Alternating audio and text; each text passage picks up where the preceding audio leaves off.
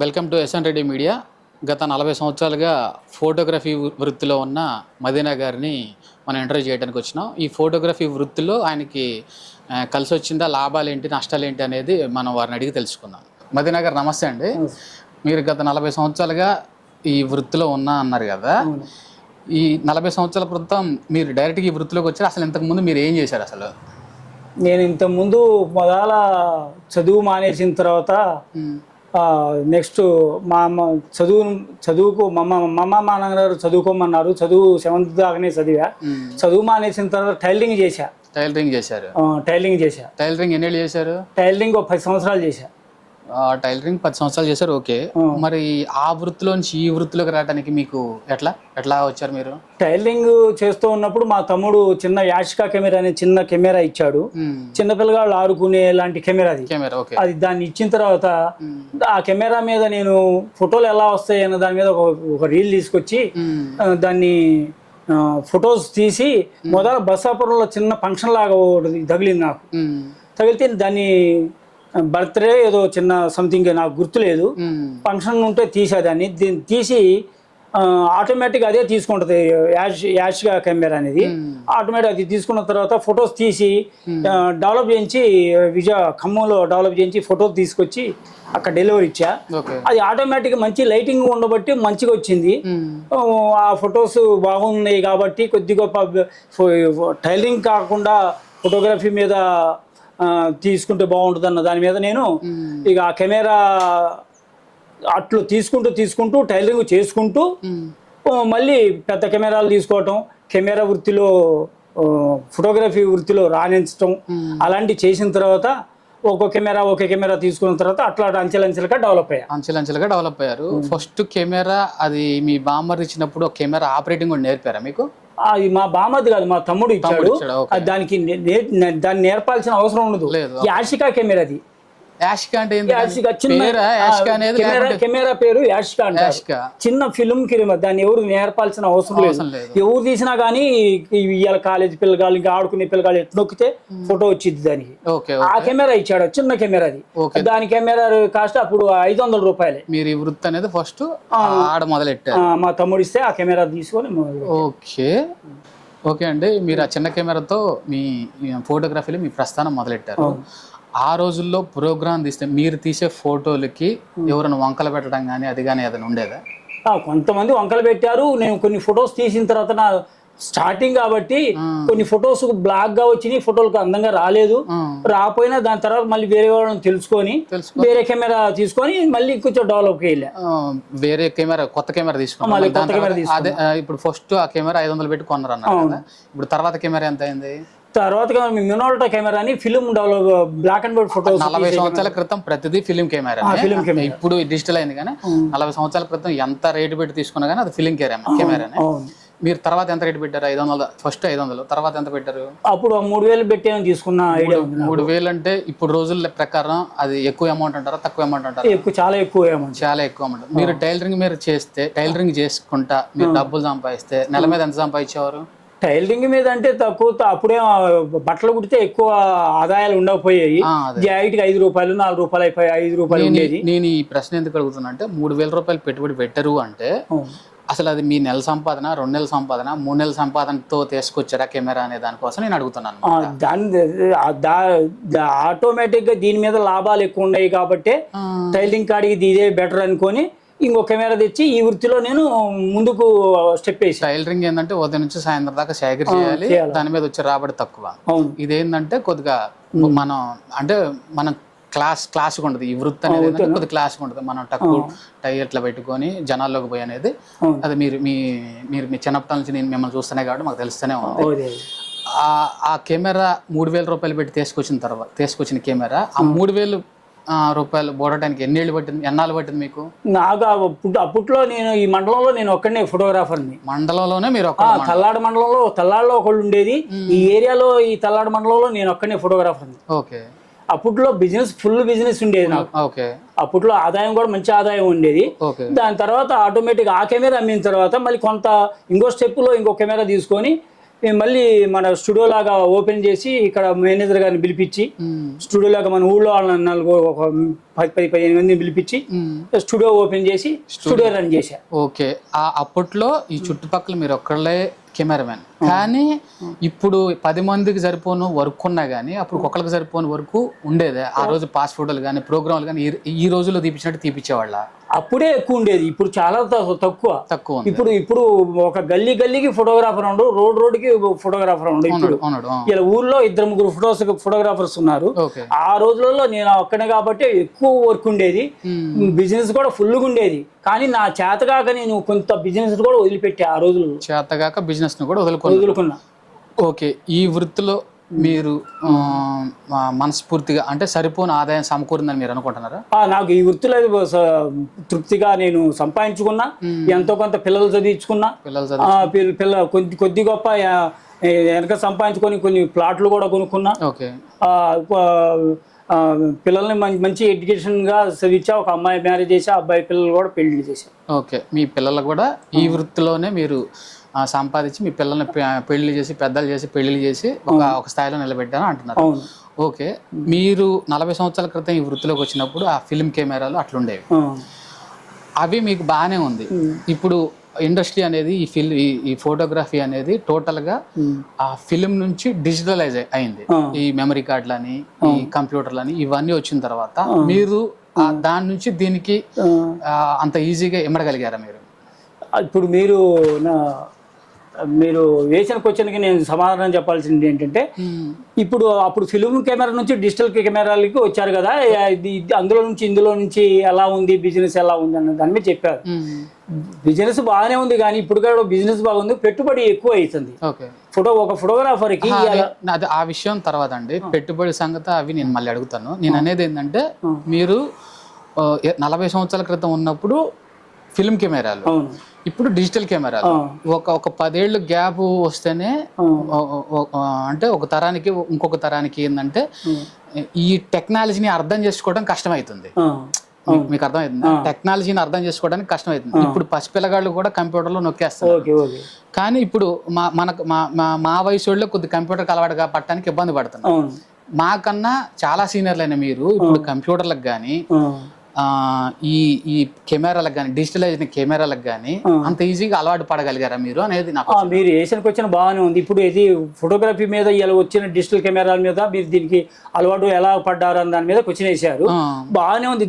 దీనికి నాకు ముందు కొంత ఇంగ్లీష్లో ఉంటుంది కాబట్టి కెమెరాలో నేను చదువుకుంది 7th క్లాస్ వరకే చదువుకున్నా. నాకు ఇంగ్లీష్ రాదు. నాకు ఇంతకుముందు కొంచెం ఫోటోగ్రఫీలో నైపుణ్యం ఉంది కాబట్టి, కొంచెం అనుభవం ఉంది కాబట్టి నేను కొద్ది గొప్ప ఇంగ్లీష్లో నాకు రాపోయినా కానీ వేరే ఫోటోగ్రాఫర్లు కొద్ది ఇంగ్లీష్లో వచ్చిన వాళ్ళని ఈ ఆప్షన్ ఏంటి అని తెలుసుకొని అట్లా కొంచెం ముందుకెళ్ళి ఆ కెమెరా గురించి అర్థం చేసుకొని ఆ కెమెరాని వాడిన విధానాలు ఉన్నాయి కొన్ని. ఆ కెమెరాలో వాడిన విధానం ఎట్లయితే మీరైతే అడాప్ట్ అవుతున్నారు, మీరు దీన్ని అర్థం చేసుకోగలుగుతున్నారు, ఫీల్డ్లో నిలబడగలుగుతున్నారు. ఓకే, మీలాగా అందరూ నిలబడలేరు, ఎందుకంటే ఈ టెక్నాలజీ అర్థం చేసుకోలేక ఇబ్బందులు పడతారు. మేమే ఇప్పుడు ఈ తరం పిల్లగాళ్ళమే కొంత టెక్నాలజీ అర్థం చేసుకోవడం మాకు ఇబ్బంది అవుతుంది. మీకు ఆ వృత్తిలో అంత ఇంట్రెస్ట్ ఉంది కాబట్టి మీరు కొద్దిగా అర్థం చేసుకొని నిలబడగలుగుతున్నారు. ఆ తర్వాత ఏంటంటే, ఇప్పుడు కస్టమర్లు మీరు ప్రోగ్రామ్ తీసిన తర్వాత బాగుందనే వాళ్ళు ఉంటారు, బాగలేదనే వాళ్ళు ఉంటారు. ఓకే, కొంతమంది అసలు పెళ్ళిళ్ళు తీపించుకున్న తర్వాత ప్రోగ్రాంలు తీపించుకున్న తర్వాత అవి తీసకపోరు, అసలు ఆల్బమ్లు కానీ వీడియో క్యాసెట్లు కానీ అట్లానే ఉంటాయి. అప్పుడు మీకు ఎలా అనిపిస్తుంది? సరే, ఇప్పుడు బిజినెస్ అంటే ఎక్కువ తక్కువలు అనేది జరుగుతూనే ఉంటాయి. పెళ్ళిళ్ళు చాలా తీసా నేను. పెళ్ళిళ్ళు తీసినట్లో 70% క్లియర్ అయినాయి, 30% ఆగినాయి, 30% ఆగిన వాటిలో విడాకులైనవి, అందులో చాలా పెండింగ్ పడ్డాయి. వాటిని హార్డ్ డిస్క్లో కానీ ఫిల్మ్ క్యాసెట్ రూపంలో కానీ దాచి కొన్నాళ్ళు ఉంచిన తర్వాత మళ్ళీ కస్టమర్ని అడిగిన తర్వాత పెండింగ్ పడి ఉన్న పెళ్ళిళ్ళు నాకు చాలా తగిలినాయి. అయినా కానీ ఆటుపోట్లు వస్తూనే ఉంటాయి బిజినెస్ లో, దాన్ని రాణించుకుంటూ ముందుకు వెళ్తానే ఉన్నా. ఏ వ్యాపారమైనా వృత్తి అయినా సరే ఆటుపోట్లు అనేవి కామన్, అది అవి మనం నెగ్గుకుంటూ వెళ్ళాలి, అది మీరు చెప్పేది. మదీనా గారు, ఇదివరకు రోజుల్లో 40 సంవత్సరాల క్రితం మీరు ఫోటోగ్రఫీ ఫీల్డ్ అంటే రీల్ కెమెరాలు కదా, మీరు ఫోటోలు తీసి ఫిలిం కట్ చేసుకొని పోయి అసలు ఇక్కడే ప్రింట్ వేసేవాళ్ళ లేకుంటే యాడ్ కన్నా పోయి ప్రింట్ వేయించేవాళ్ళ? ఇంతకుముందు నేను ఇక్కడ బ్లాక్ అండ్ వైట్ ఫొటోస్ తీసి మా గురువు గారు కారేపల్లి మన మండలం ఓకే కారేపల్లి పోయి అక్కడ నైట్ పగులు ఇక్కడ తీసుకొని సాయంత్రం 6-7 కాడ నుంచి వెళ్ళి కారేపల్లి నైట్ మా గురువు గారి దగ్గరికి పోయి ఆ black and white photos develop చేసుకొని ఒక 10 ఫోటోలు 15 ఫోటోలు అక్కడ ఆయన దగ్గర ప్రింట్ వేయించుకొని నేను తీసుకొచ్చి కొర్నూలులో డెలివరీ ఇచ్చేదండి. 10-15 ఫోటోలు తీసేదాకా ఉండి ఆ తర్వాత ప్రింట్ అయిపోయి. కారేపల్లి ఎంత దూరం మీకు? కారేపల్లి ఇక్కడ నుంచి 40-50 కిలోమీటర్లు, అంటే ఖమ్మం దూరం అనుకో. అయితే ఇప్పుడు ఫోటోలు పాస్పోర్ట్లకి ఎంత తీసుకునేవాళ్ళు? అప్పుడు పాస్పోర్ట్ లో 30 రూపాయలు తీసుకునేది. ఆ రోజు 40 సంవత్సరాల క్రితం 30 రూపాయలు తీసుకునేది. ఓకే, ఆడికి పోయి ప్రింట్ వేయించుకొని వచ్చి కస్టమర్కి ఇచ్చి డబ్బులు తీసుకునేది. అప్పుడు 40 సంవత్సరాల క్రితం నుంచి అంటే మీరు అక్కడ నుంచి ఈ ప్రింట్ వేయించుకొని తీసుకొచ్చి మీ సొంతంగా ల్యాబ్ పెట్టుకోవడం, ఇప్పుడు నీళ్ళలో గలగటమే కదా, అవి మీరు చేశారు ఇక్కడ? ఇక్కడ నేను అప్పుడు అక్కడ మా గురువు గారు, నేను 2 సంవత్సరాలు 3 సంవత్సరాలు ఫోటోగ్రఫీ నేర్చుకున్న తర్వాత మా గురువు గారు 2 సంవత్సరాలు కూడా నేర్పలేదు నాకు. నేర్పపోతే మా గురువు గారి దగ్గరకు ఒకళ్ళు వేరే అతను కస్టమర్ వచ్చాడు, ఫోటోగ్రాఫర్. ఏంటి సార్ ఇక్కడికి వచ్చారంటే, నేను ఫోటోగ్రఫీ నేర్చుకుంటున్నా ఇది అని చెప్తే నేను ఫోటోగ్రాఫర్ని, నా దగ్గరకు ఒకసారి రా, నీ ఫోటోలు ఎలా డెవలప్ చేయాలా ఏంటనే దాని మీద నేను చెప్తాను అన్నాడు. మా గురువు గారు చెప్తూనే ఉన్నారండి, నాకు అర్థం అయితేనే ఉంది, నాకు అర్థం అవుతుంది, నేను కూడా ఒకసారి మీకు తెలుస్తానన్నా. మా గురువు గారు 2 సంవత్సరాల తర్వాత ఫిల్మ్ని ఇలా డెవలప్ చేయాలని నాకు చెప్పారు. చేసిన తర్వాత దాన్ని హైపోలో ఇంత, వాటర్లో ఇంత డెవలప్ చేయాలా, ఇన్ని కౌంట్ అన్న తర్వాత చెప్పారు. అక్కడ నేర్చుకున్న తర్వాత 3 సంవత్సరాలు నేర్చుకున్న తర్వాత ఇక్కడికి వచ్చి మా గురుగారితో చిన్న స్టూడియో లాగా పెట్టించి ఇక్కడ మా ఇంట్లోనే ఒక రూమ్ లో అండర్ గ్రౌండ్ లాగా పెట్టించి దాన్ని మన ఊళ్ళో పిలిపించి బ్యాంక్ మేనేజర్ గారిని పిలిపించి ఊళ్ళో వాళ్ళని పిలిపించి చిన్న స్వీట్లు అలాంటివి ఇప్పించి స్టూడియోని రిబ్బన్ కటింగ్ చేయించి పెట్టించుకున్నారు. ఓకే, అట్లా వచ్చింది. ఇప్పుడు రోజుల్లో మనం యూట్యూబ్లో చూసి ఏ వృత్తి ఏంది, ఎట్లా తీయాలి ఏంది అనేది ప్రతి దాని గురించి ఆప్షన్ ఉంది, మనం నేర్చుకోగలుగుతాం. ఇదివరకు రోజుల్లో మనం ఏదైనా నేర్చుకోవాలంటే ఒక గురువుని, ఇప్పుడు మదీనా గారు చెప్పినట్టు ఒక గురువు అని ఆయన చూసుకొని ఆయన బాగా నేర్పడా అనేది చూసుకొని, అది ఈ ఫోటోగ్రఫీ అనే కాదు, టైలరింగ్ అనే కాదు, ఏ వృత్తినైనా సరే వాళ్ళ కాడికి పోయి ఒక రకంగా 1 సంవత్సరం 2 సంవత్సరాలు ఊడేగం చేసినట్టే అనమాట. వాళ్ళ నేర్పే పనితో పాటు వాళ్ళు ఇంట్లో పనులు కూడా చేపించుకునేవాళ్ళు. ఎదవరికి రోజుల్లో అట్లా ఉండేది. ఇంట్లో పనులు అంటే కసుబోగులు ఓడవటం, బరిగొడ్ల కాడ ఆ పనులు ఈ పనులు చేయటం, ఈ గడ్డి తేయడం కూడా, అంటే అందరూ అట్లా నేను అంటలేదు, కానీ ఎదవరికి రోజుల్లో అంత కష్టపడి నేర్చుకోవాల్సి వచ్చేది. ఇప్పుడు అట్లా కాదు, 2 ఏళ్ళు 3 ఏళ్ళు 10 ఏళ్ళు ఎవరికన్నా అంత కావాలంటే ఒక నెల రోజుల్లో 2 నెలల పీరియడ్ పెట్టుకోవడం, ఆ పీరియడ్లో నేర్పించేదని చెప్పి కాగితాలు రాపించుకొని మరి ఇప్పటికి ఏ ఇండస్ట్రీ అనేది కూడా టర్న్ అయింది. ఆ రోజుల్లో అట్లా కాదు.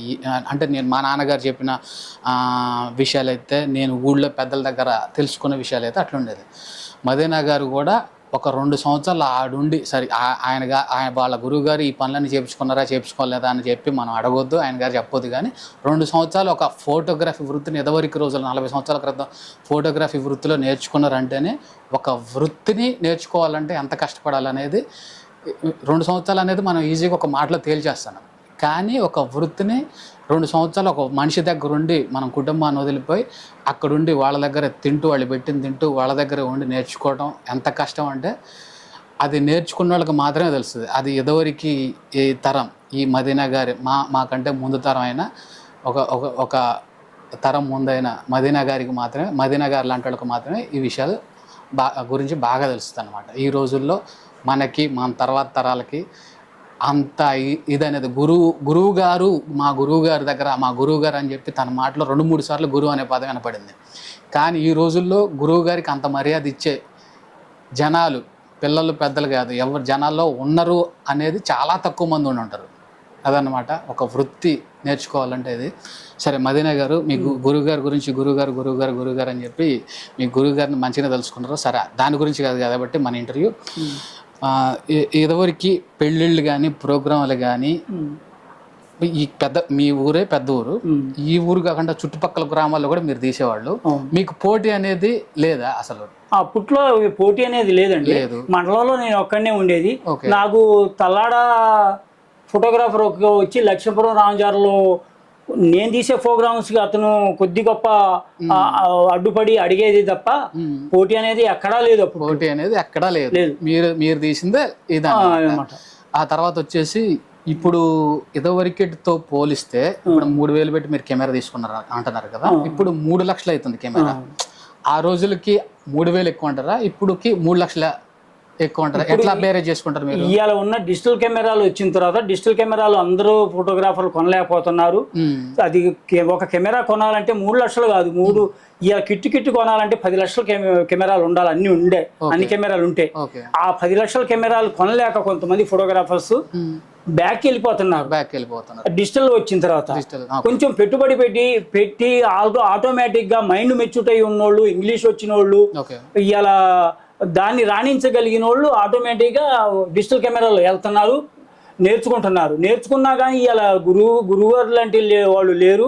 ఇంగ్లీష్ ఆటోమేటిక్ వస్తే ఆ కెమెరాలో ఉన్న ఆప్షన్ తెలుసుకొని డైరెక్టే స్వహతాగా నేర్చుకుంటున్నారు, స్వహతాగా ఇండస్ట్రీలోకి వచ్చేస్తున్నారు. ఈ గురు శిష్యుల బంధం అనేది టోటల్ గా మాక్సిమం పోయింది, తక్కువ, చాలా తగ్గింది. ఓకే.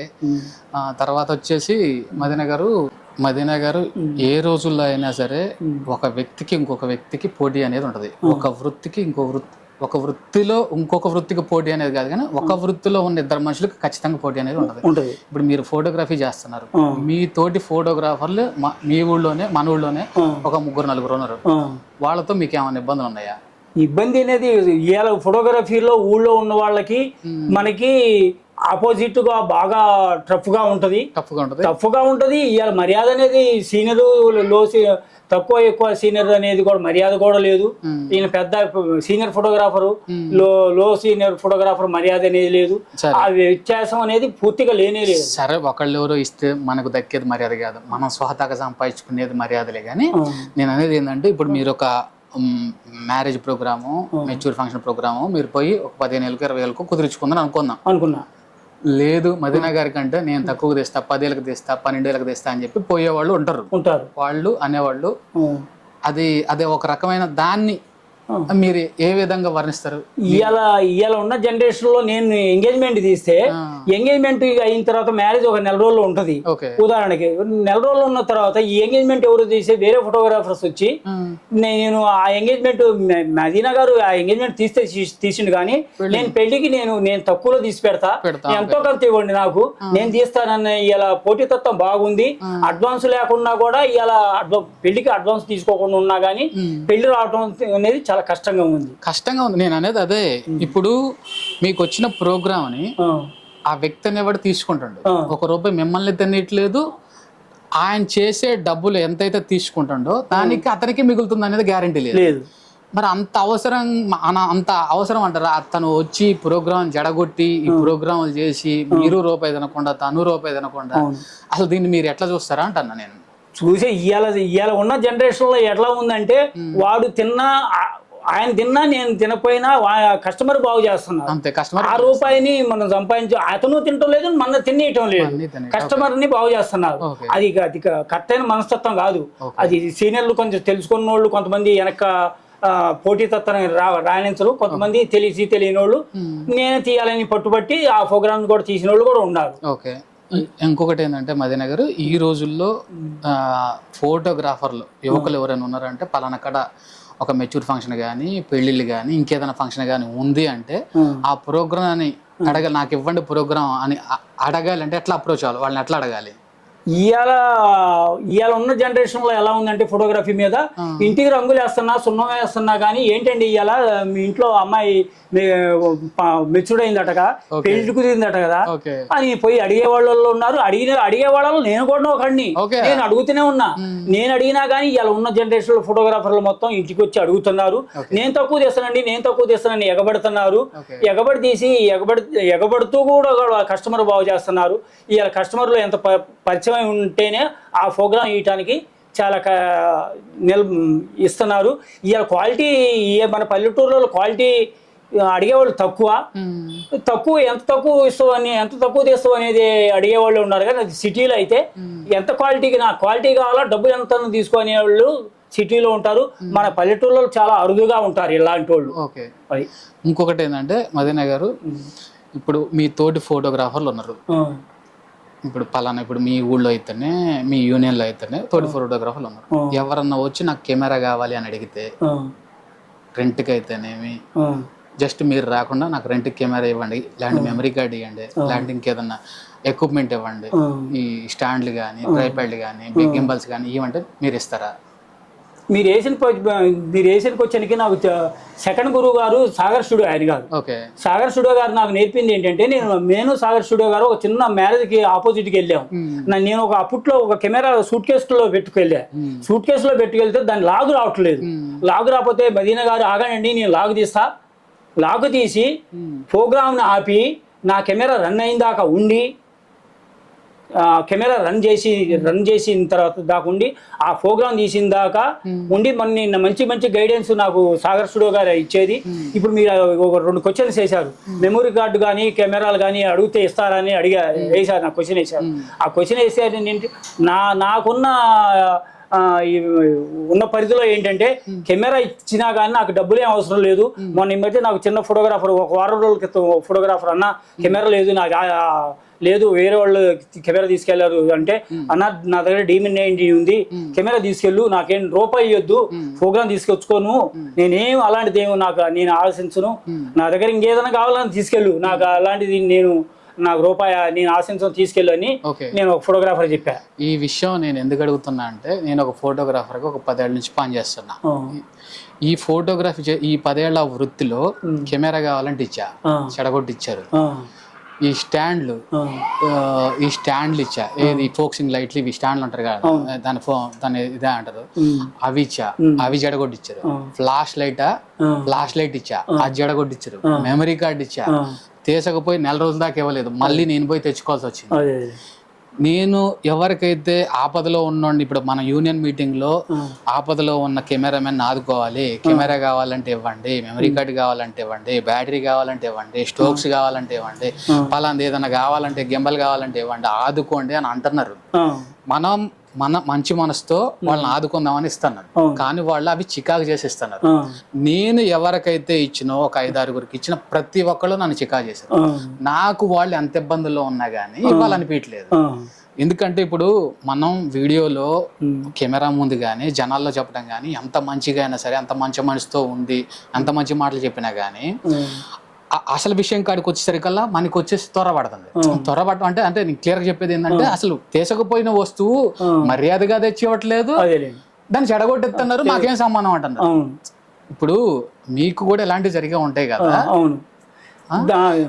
దాని గురించి ఇప్పుడు ఒక కెమెరామెన్ కి ఒక ప్రోగ్రామ్ కి మనం ఇవ్వటం వల్ల ఆ కెమెరామెన్ ఒక ప్రోగ్రామ్ తీసుకుంటాడు, బాగుపడతాడు, ఓకే, మంచిగా ఆలోచిస్తున్నాం మనం. కానీ తీసకపోయినోడు సరిగ్గా తీసపోవట్లేదు, సరిగ్గా తీసిపోతుండే, ఇచ్చేటప్పుడు సరిగ్గా ఇట్లేదు, మళ్ళీ ఏంటంటే గొడవ. ఇలాంటిది మీ దృష్టిలో ఏమైనా ఉన్నాయి?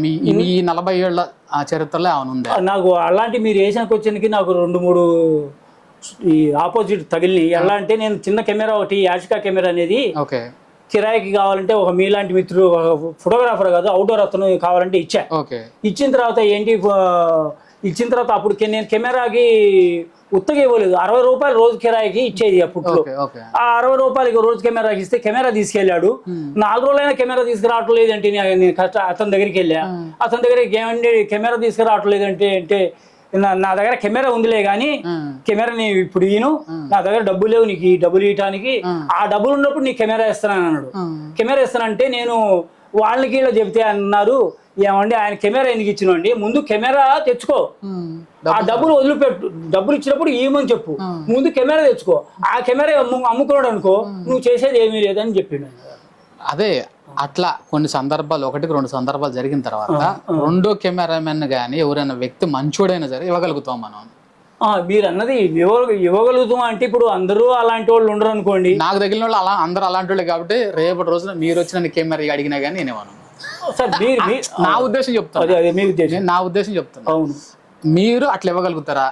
ఇప్పుడు మీ ఉద్దేశం ఎలా ఉంది, నా ఉద్దేశం ఏంటంటే వ్యక్తిగతంగా చూసి వ్యక్తిగతంగా మన ఫోటోగ్రాఫర్లో మన కల్లూరు మండలంలో ఉన్న వాళ్ళు వ్యక్తిగతంగా ఈ ఫోటోగ్రాఫర్ పర్లేదు అనుకున్న వాళ్ళకి నేను చూసి ఇస్తూనే ఉంటా. ఇప్పుడు ఎందుకంటే అతను మనం అలాంటి వృత్తి గల వాళ్ళే. సరే, అందరూ ఒకళ్ళు కెమెరా ఇస్తే మళ్ళీ కట్టడానికి లేదు, మన చెడగొట్టికి చెడగొట్టారు అన్న దాని మీద మీకు చెప్పారు. ఇవన్నీ సహజంగా జరుగుతూనే ఉంటాయి. అందుకని నేను తెలిసిన వాళ్ళకైతే ఆటోమేటిక్ గా ఇస్తూనే ఉంటారు. ఇక తప్పదు. అవును, మీకు అవసరం వస్తుంది తీసుకోవాల్సి వచ్చింది, వాళ్ళకి అవసరం వస్తున్నప్పుడు ఇవ్వాలి అని అంటారు. అది మీ ఉద్దేశం. నేనైతే ఈ వృత్తిలో ఉంటే మాత్రం జీవితంలో ఎవరికి కెమెరా ఇవ్వను. అదైతే నా ఉద్దేశం మాత్రమే. ఎందుకంటే నేను ఇచ్చిన ఏ నలుగురు ఉన్నారో ఏ 5గురు ఉన్నారో ప్రతి ఒక్కళ్ళు నన్ను ఇబ్బంది పెట్టిన వాళ్ళు తప్ప ఒక్కళ్ళు కూడా నన్ను మంచిగా మర్యాదపూర్వకంగా ఇచ్చిన వాళ్ళు ఒక్కళ్ళు లేరు. సో అది నా ఉద్దేశం మాత్రమే, వేరే ఉద్దేశం లేదు. ఇంకొకటి, ఇప్పుడు మీ ఫోటోగ్రఫీ యూనియన్ అనేది ఉంది. ఈ ఫోటోగ్రఫీ యూనియన్ ఉండటం మంచిదంటారా కాదంటారా? ఫోటోగ్రఫీ అనేది కొంత మంచిదే. ఇప్పుడు ఎందుకు ఇవాళ దేనికి మంచిది అంటే, ఇవాళ ఖమ్మంలో మనం కొట్టకపోయారు ఫోటోగ్రాఫర్స్ 10-15 మంది ఫోటోగ్రాఫర్స్ మునిగారు. వాటర్ వచ్చి మునిగారు, విపత్తు తుఫాన్ వచ్చి మునిగారు. అలాంటప్పుడు మనం ఉన్న ఫోటోగ్రాఫర్స్ ఉన్నారు చూసారా, ఒక యూనియన్ ఉంది కాబట్టి ఆ యూనియన్ కి ఎంతో కొంత ఫండ్ ఇచ్చి వాళ్ళని ఆదుకోవడానికి మనం తోడ్పడ్డాం. ఏదన్నా ఆపదొచ్చి వాళ్ళు ఇబ్బందులు పడితే ఎంతో కొంత ఫండ్ ఇవ్వడానికేనా యూనియన్ అంటే? మీకు పర్సనల్ గా ఈ ప్రోగ్రామ్, ఈ పాస్ ఫోటోలు తీస్తే ఎంత తీసుకోవాలి, ప్రోగ్రామ్ తీస్తే ఎంత తీసుకోవాలి, ఈ ప్రోగ్రామ్ కి ఇప్పుడు నేను ఇందాక చెప్పే ఒక సమస్య, మీరు 15,000 కుదిరించుకొని వస్తే లేదా మీరు ఒక 50,000 కుదిరించుకొని వస్తే మదీనగర్ రేట్ ఎక్కువ తీసుకుంటాడు, నేను 10,000కే తెస్తా 5,000కే తెస్తా అని చెప్పి ఎవరన్నా మధ్యలో వచ్చి దూరితే అతని మీద యాక్షన్ తీసుకోవడానికి యూనియన్ ఉపయోగపడుతుంది. అలాంటి దానికి యూనియన్ ఏమి ఉపయోగపడదు. దానికి ఇవాళ ఉన్న యూనియన్ దేనికి ఉపయోగపడుతుంది అంటే, ఓన్లీ ఒక పాస్పోర్ట్ కే ఇప్పుడు 120 రూపాయలు కొంతమంది తీసుకుంటున్నారు, 100 రూపాయలు తీసుకుంటున్నారు. ఓన్లీ ఒక పాస్పోర్ట్ కే యూనియన్ అనేది ఉపయోగపడుతుంది తప్ప వేరే మండలాల నుంచి కొనుగోలు వచ్చి ఫోటోగ్రాఫర్ తీసినా కానీ ఎందుకు తక్కువ చేస్తామని అడిగే యూనియన్ లేదు, ఇవాళ లేదు. ఇవాళ ఓన్లీ ఒక యూనియన్ అనేది ఏంటంటే, మనం అంతా ఒక యూత్ లాగా, ఒక మన యూనియన్ లాగా ఉన్నాం, కలిసి ఉండటానికి కొంత ఎంతో కొంత ఫండ్ ఒకసారి కలిసినప్పుడు బిస్కెట్లు టీలు తాగడానికి మాత్రమే యూనియన్ కొంత ఉపయోగపడుతుంది. దానికి కొంత ఫండ్ ఉపయోగపెట్టుకొని మన యూనియన్ లో మనం ఫోటోగ్రాఫర్ ఒక దెబ్బతిన్నాడు అనుకోండి, ఆటోమేటిక్ గా మనం కూడా ఆ ఫోటోగ్రాఫర్ కి ఎంతో తోడ్పడవచ్చు అన్న దాని మీదనే చేసే వృత్తే ఇది. ఫోటో ఎవరన్నా ఇబ్బంది పడుతుంటే ఎంతో కొంత మన ద్వారా ఇవ్వటం కోసం మాత్రమే యూనియన్. రెండోది పాస్పోర్ట్లకు మాత్రమే యూనియన్. మిగతా కెమెరామెన్లు ఇంత మనం కుదిరించుకున్న దాంట్లో ప్రోగ్రాంల మధ్యలో దూరి తక్కువ తెత్తం ఎక్కువ తెత్తం అని ఈ ఫోటోగ్రఫీ ఫీల్డ్ని క్లియర్గా చెప్పాలంటే సంఖ నాకు ఇచ్చేది వేరే ఎవరు కాదు, కస్టమర్ దేవుళ్ళు అంటారు. కస్టమర్లు నిజంగానే దేవుళ్ళు. ఫోటోగ్రఫీని సంఖ నాకు ఇచ్చేది ఫోటోగ్రాఫర్లు మాత్రమే, అది కొంతమంది ఫోటోగ్రాఫర్లు మాత్రమే. ఇది నేను అనడానికి ఎట్టి పరిస్థితుల్లో మొహమాట పడను. ఫోటోగ్రాఫర్లు నా మీద ఏదైనా ఒక రకమైన కోపం ఉన్నా కానీ, ఎందుకంటే నా అనుభవాలు చెబుతున్నా, నేను ఒక ఫోటోగ్రాఫర్ కాబట్టి నేను నా అనుభవాలు చెబుతున్నా. ఫోటోగ్రఫీని మాత్రం క్లియర్గా చెప్పాలంటే తెలుగులో సంఖ నాకిపోవడానికి ఇంకొక ఫోటోగ్రాఫర్ మాత్రమే కారణం. ఇది అది. ఇంకా ఫోటోగ్రఫీ వృత్తి గురించి మీరేమైనా చెప్పగలుగుతారా? ఫోటోగ్రఫీ వృత్తి గురించి మీరు అడిగారు, కొన్ని క్వశ్చన్స్ చెప్పాను. మదీనగర్ ఈ రోజుల్లో సంవత్సరానికి ఒక కొత్త కెమెరా వస్తుంది ఫీల్డ్ లో. ఇప్పుడు ఈ కొత్త కెమెరా తెచ్చిన ప్రతిసారి కూడా నాది ఈ కెమెరా, నాది స్పెషల్ కెమెరా అని చెప్పి వేరే ఫోటోగ్రాఫర్లు కూడా జనాల్లోకి అసలు కస్టమర్ కెమెరా అంటే కూడా తెలియదు, కానీ నాది ఇది స్పెషల్ కెమెరా అని చెప్పి తీసుకుపోతున్నారు. ఇప్పుడు మీరు 40 సంవత్సరాల నుంచి ఉన్నారు, ప్రతి సంవత్సరం కెమెరాలు కొనాలంటే కొనలేరు. ఇట్లా నాది పలానా కెమెరా, నాది పలానా కెమెరా అని చెప్పి మీరు పోయిన కాడికల్లా వేరే వాళ్ళు వచ్చి ఇట్లా చెప్పడం వల్ల మీకు ఏమైనా ఇబ్బంది అవుతుంది? చాలా ఇబ్బంది. అలాంటిది ఉన్న కెమెరా, ఇది ఆయన దగ్గర ఉన్న కెమెరా ఆయన దగ్గర ఉంది, నా దగ్గర ఉన్న నా దగ్గర కెమెరా ఉంది, నా దగ్గర డిజిటల్ కెమెరా ఉంది, నాది పెద్ద కెమెరా ఉంది అని చెప్పుకోవటం, యువతల ప్రోగ్రామ్ ని మిస్ చేసి నాకు ప్రోగ్రామ్ ఇవ్వండి, నా దగ్గర పెద్ద కెమెరాలు ఉన్నాయని నేను చెప్తున్నారు తప్ప అది కరెక్ట్ అయిన పద్ధతి కాదు. ఎవరి దగ్గర ఉన్న కెమెరాని, ఆయన దగ్గర మదీనా గారి దగ్గర ఉన్న కెమెరాని పెట్టి ఆయన తీస్తారు. నా దగ్గర కెమెరా, మదీనా గారి దగ్గర కెమెరా కాకుండా నా దగ్గర పెద్ద కెమెరా ఉందండి, నేను వేరే కెమెరా తీసుకొచ్చాను నేను చెప్పడం అది తప్పు. కస్టమర్ దగ్గర చెప్పడం తప్పు. అది ఫోటోగ్రాఫర్ దగ్గర చెప్పడం అది మంచిదే కానీ కస్టమర్ దగ్గర చెప్పడం తప్పు. ఇవాళ డిజిటల్ కెమెరాలు పెద్ద కెమెరాలు వస్తున్నాయి, 6 నెలలకు ఒకటి 3 నెలలకు ఒకటి కొత్త కెమెరాస్ వస్తున్నాయి. అందుబాటులో ఉన్నవాళ్ళు కొత్త కెమెరాలు తీసుకుంటున్నారు, అందుబాటులో లేని వాళ్ళు, పెట్టుబడి పెట్టలేని వాళ్ళు చిన్న కెమెరా ఉన్న కెమెరాలతోటే నడిపిస్తున్నారు. ఆటోమేటిక్ గా నేను కూడా జనరేషన్ మారింది కాబట్టి నేను కూడా అప్డేట్ కెమెరాలు తీసుకుంటున్నా. కొన్ని అప్డేట్ కెమెరాలు లేకపోతే వేరే ఖమ్మం నుంచి కానీ ఇటు విజయవాడ నుంచి కానీ పిలిపించి పెద్ద మేరలు ఉన్నప్పుడు తీపిస్తాను అన్నమాట. తీపిస్తున్నారు. అయితే ఇప్పుడు మీరు మాట్లాడుకున్న ప్రోగ్రామ్ కి బయట నుంచి పెద్ద కెమెరాలు కానీ ఆ కెమెరాలు ఆపరేట్ చేసే కెమెరామెన్లు కానీ తీసుకురావడం వల్ల మళ్ళీ కెమెరాలు రెంట్లు కట్టాలి, కెమెరా మెన్లకి వాళ్ళకి రోజు కూలి ఇవ్వాలి, తర్వాత వచ్చేసి డిజిటల్ ఆల్బమ్ డిజైనింగ్ ఇవ్వాలి, తర్వాత మేకింగ్ ఇవ్వాలి, ప్రింటింగ్ ఇవ్వాలి, వీటన్నిటికి ఫోను మీకు ఇప్పటి రోజులు ఇప్పుడు ఈ వృత్తి సంతృప్తికరంగా ఉందంటారా? ఇవాళ ఉన్న ఫోటోగ్రఫీ మీద ఉన్న మీరు చేసిన ప్రశ్నకి ఏంటి ఎలా చెప్పాలంటే, ఇవాళ ఫోటోగ్రఫీ చేస్తే ఓన్లీ ఒకళ్ళు డిజైనింగ్ చేసుకోవాలా, ఓన్లీ ఓన్ కెమెరాలు ఉండాలా, ఓన్ కుర్రోళ్ళు ఉండాలా, ఓన్ మిక్సింగ్ చేయాలా, ఓన్లీ ఒక ప్రింటింగ్ కే పంపించాలా, అలాంటి చేసుకునే వాళ్ళు తప్ప ఇవన్నీ పెట్టి తీపిస్తే ఫోటోగ్రాఫర్కి మిగిలేది 20%, 10% కూడా మిగలదు. 20%, 10% కూడా మిగలదు. ఏంటంటే ఇవాళ జనరేషన్లో ఆ పెళ్లి కోసం అయినా కాకపోయినా చిన్న చిన్న ప్రోగ్రామ్స్ లో ఏదన్నా రూపాయి మిగిలిద్దనే ద్వారంలో ఆ వృత్తిని వదులుకోలేక ఇవాళ ఫోటోగ్రాఫర్ రాణిస్తుంది తప్ప ఇవాళ బాగా బడ్జెట్ బాగా పెరిగింది. 10 లక్షలు 15 లక్షలు బడ్జెట్ పెరిగింది. ఇవాళ ఫోటోగ్రాఫర్ తట్టుకోలేని పరిస్థితి, దానికి రాణించలేని పరిస్థితి అన్నమాట. ఓకే, ఇప్పుడు కెమెరా తెచ్చిన తర్వాత మీరు ఇప్పుడు ఒక 3 లక్షలు 4 లక్షలు పెట్టి కెమెరా తెస్తున్నారు. దాని లైఫ్ ఎన్నాళ్ళు ఉంటుంది అంటారు? ఇవాళ కెమెరా లైఫ్ అనేది చాలా రోజులు ఉంటుంది, కానీ 6 నెలలకు ఒక కెమెరా మారుతుంది. కెమెరా అనేది ఎన్ని 6 నెలలకి ఒక కెమెరా కొనాలనే పరిస్థితి అర్థం కావట్లేదు. ఇంతకుముందు కెమెరా తీసుకుంటే 15 సంవత్సరాలు 20 సంవత్సరాలు ఏకదాటిగా తీసేది కెమెరా మీద. ఇవాళ 6 నెలలకు ఒక కెమెరా కొనాలంటే ఫోటోగ్రాఫర్ తట్టుకోలేని పరిస్థితి. అటు రూపాయి తినాలనే పరిస్థితిలో వచ్చేటప్పటికి ఇంకో కెమెరా వస్తుంది. ఆ కెమెరాని కొనకపోతే ఇవాళ ప్రోగ్రామ్స్ రావడానికి కొద్ది కష్టంగా ఉంది. అప్డేట్ ఉన్న కెమెరాలే అడుగుతున్నారు. ఇవాళ ఎక్కువ వృత్తిలో ఉన్న పెళ్లి కొడుకు కానీ పెళ్లి కూతురు కానీ ఇవాళ అప్డేట్ లో ఉండి ఏం చేస్తున్నా, మీ దగ్గర ఏ కెమెరాలు ఉన్నాయి, మీ దగ్గర ఇన్స్టాగ్రామ్ లో తీసిన ప్రోగ్రామ్స్ ఏమైనా ఉన్నాయా, ఏంటి ఇవన్నీ నాకు పెట్టండి, మీరు తీసిన ప్రోగ్రామ్స్ బట్టి నేను చెప్తాను. అసలు మీ దగ్గర ఏ కెమెరాలు ఉన్నాయి నాకు వాట్సాప్ లో పెట్టండి, దాన్ని బట్టి మీకు మ్యారేజ్ ఎప్పుడు ఇయ్యాలా వద్దా అనేది కూడా తెలుసుకొని మీకు చెప్తానని అంటున్నారు. ఫోటోగ్రఫీ నాశనం కావడానికి ఈ వృత్తికి గౌరవం లేకపోవడానికి ఇంకో ఫోటోగ్రాఫరే కారణం అవుతున్నాడు అని. ఎందుకు కారణం అవుతున్నాడు అంటే కస్టమర్కి కావాల్సింది అవుట్పుట్. ఫోటోలు తీస్తే నీట్గా వచ్చినాయా, వీడియో తీస్తే నీట్గా వచ్చిందా అని ఈ అవుట్పుట్ మాత్రమే కావాలి. ఫోటోగ్రాఫర్కి కెమెరాకి అది ఏ కెమెరా అనేది కస్టమర్కి సంబంధం లేదు. కెమెరా ఏంటిది అనేది కస్టమర్కి సంబంధం లేదు. కస్టమర్ కాడికి పోయి నాది పలానా 5D కెమెరా, పలానా సోనీ కెమెరా, పలానా ఈ కెమెరా, పలానా వాళ్ళ దగ్గర ఆ కెమెరా లేదు, ఆ కెమెరాకి అంత ఇది లేదు, క్వాలిటీ లేదని చెప్పి తన వృత్తిని ఒక రకంగా తనే కించపరుచుకుంటాడు ఫోటోగ్రాఫర్. ఇది తగ్గితే గానీ ఈ ఫోటోగ్రఫీ వృత్తి అనేది ముందు మనుగడలో ఉండదు. అదన్నమాట సంగతి.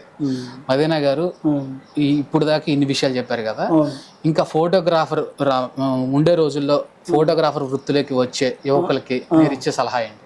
ఇవాళ కొత్త ఫోటోగ్రాఫర్స్ వస్తున్నారు కాబట్టి ఆల్రెడీ అప్డేట్ అయ్యి ఉన్న చదువుకున్న కుర్రోళ్ళు సాఫ్ట్వేర్ సైడ్ కానీ వేరే సైడ్ కానీ వెళ్ళిపోతున్నారు తప్ప ఫోటోగ్రఫీలో వస్తున్నారు. ఇవాళ వేరే అదర్ క్యాస్ట్ చిన్న కుర్రోళ్ళు ఫాస్ట్ మైండ్ గల్లోళ్ళు వస్తున్నారు. ఇవాళ ఫోటోగ్రఫీలో నాకు ప్రోగ్రామ్ వస్తే ఎంత తక్కువగా తీస్తున్నారు. తీస్తే ఆటోమేటిక్ వాళ్ళు ఇచ్చే ఒక 30,000, 40,000, 50,000 అడ్వాన్స్ ప్రోగ్రామ్స్ తీసిన తర్వాత వాళ్ళు ఇచ్చిన 10,000 అడ్వాన్స్ ఇచ్చారు చూసారా, ఆ 10,000 వాడుకొని ఎంజాయ్ చేసుకొని ఆయన కస్టమర్ వచ్చినప్పుడు మనం ఇచ్చేది కదా అనుకొని తక్కువలో ప్రోగ్రామ్ తీస్తున్నారు. అనేకమైన ఇబ్బందులు కస్టమర్ కూడా పెడుతున్నారు. దానికి ఇక్కడ లాజిక్ ఏంటంటే కస్టమర్ మంచోడైతే ఫోటోగ్రాఫర్ ఇబ్బంది పెడతాడు, ఫోటోగ్రాఫర్ మంచోడు అయితే కస్టమర్ ఇబ్బంది పడతారు. ఇద్దరు మంచోళ్ళు ఉన్న కాడ అది నడుస్తూనే ఉంది. ఇందాక మదీనా గారు అన్నట్టు 70% నేను ఇన్నేళ్లలో తీసినప్పుడు 70% ఫోటోగ్రఫీ అంటే పెళ్లిళ్ళు కానీ ప్రోగ్రాంలు కానీ ఇచ్చాను, మిగతా 30% ఇట్లా ఇబ్బందులు పడ్డాను అనేది చెప్పారు. ఆ 30% ఎప్పుడు ఉంటూనే ఉంటది. ఆ 30% మంది కస్టమర్లను ఇబ్బంది పెట్టే ఫోటోగ్రాఫర్లు ఉంటారు, ఆ 30% మంది ఫోటోగ్రాఫర్లు ఇబ్బంది పెట్టే కస్టమర్లు ఉంటారు. ఇది ఏ ఫీల్డ్ లోనే ఉంటది, ఇట్లా నడుస్తుంది అనమాట. ఇంతసేపు ఇన్ని విషయాలు చెప్పినందుకు మీకు చాలా చాలా ధన్యవాదాలు అండి మదీనా గారు. మీరు మీ శేష జీవితం కూడా చాలా అందంగా జరగాలని మంచిగా అంటే గడపాలని మీ ఛానల్ పేరు ఏదో నాకు నందు గారు మిమ్మల్ని నందు గారు అని పిలుస్తుంటా ఎక్కువ. మీ ఛానల్ పేరు నాకు ఐడియా లేదు. అది మీరు మీడియా ఎస్ఎన్ రెడ్డి మీడియా అన్నమాట. ఎస్ఎన్ రెడ్డి మీడియా. మీరు ఇలాంటి చిన్న చిన్న ఏది ఇంటర్వ్యూలు కానీ తీసి వాట్సాప్ లో పెట్టి మీరు చాలా ఒక పెద్ద సినీ ఫీల్డ్ లో దాకా ఎదగాలని నా కోరిక. ఓకే, థ్యాంక్ యూ అండి. చాలా చాలా కృతజ్ఞతలు. మీ ఆశ కూడా నెరవేరాలని, నా ఆశ కూడా నెరవేరాలని ఆ దేవుడిని ప్రార్థిద్దాం. Okay, thank you.